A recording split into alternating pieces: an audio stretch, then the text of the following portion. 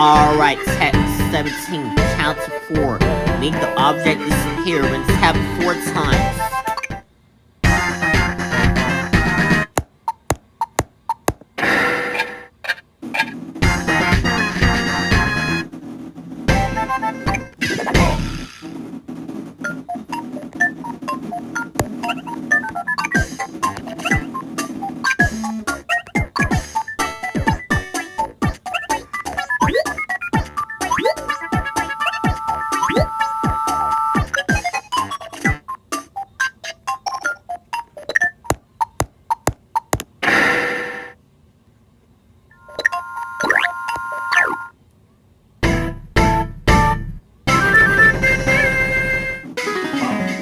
Have you ever wanted to make an object do something that can tap multiple times?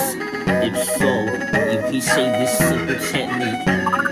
You can change the art every time the object is tapped. All you have to do is tap the art type to know how many times it has been tapped. Thus, that way you can only tap as many times with their art types. Not quite. By using combinations of other objects and switches, you can detect more taps. Give it a try sometime.